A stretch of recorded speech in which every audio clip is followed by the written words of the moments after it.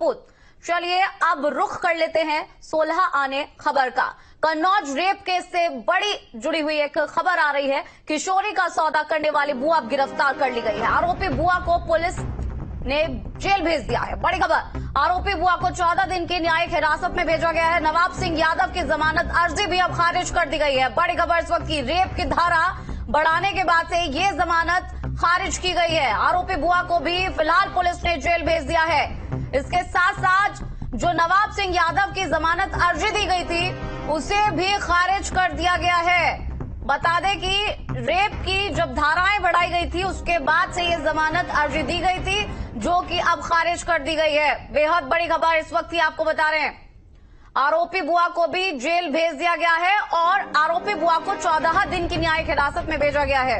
इस वक्त की बड़ी खबर कन्नौज से, जहां कन्नौज रेप केस से जुड़ी हुई ये खबर बता रहे हैं। किशोरी का सौदा करने वाली बुआ फिलहाल गिरफ्तार कर ली गई है। 14 दिन की न्यायिक हिरासत में भेज दिया गया है। साथ ही साथ जो नवाब सिंह यादव की जमानत अर्जी दी गई थी उसे भी खारिज कर दिया गया है। ये भी जानकारी दे दें कि ये जो अर्जी है वो रेप की धाराएं बढ़ाने के बाद से दी गई थी, जिसको अब खारिज कर दिया गया है। साथ ही साथ किशोरी का सौदा करने वाली बुआ भी अब गिरफ्तार कर ली गई है। कन्नौज रेप केस से जुड़ी हुई बड़ी खबर, नवाब सिंह यादव की जमानत अर्जी खारिज, साथ ही आरोपी बुआ को भी 14 दिन की न्यायिक हिरासत में भेजा गया है। तो लगातार बुआ जो है वो भी तलाश बुआ की हो रही थी। बुआ क्योंकि काफी दिन से फरार थी जब से ये केस सामने आया था, लेकिन अब बुआ गिरफ्तार कर ली गई है। ये आरोपी बुआ को अब 14 दिन की न्यायिक हिरासत में भेज दिया गया है। साथ ही साथ जो आरोपी की तरफ से जमानत के लिए एक अर्जी दी गई थी रेप की धाराएं बढ़ाने के बाद से, उसे भी अब खारिज कर दिया गया है। रेप की धाराएं बढ़ाने के बाद से ये जमानत अब खारिज कर दी गई है।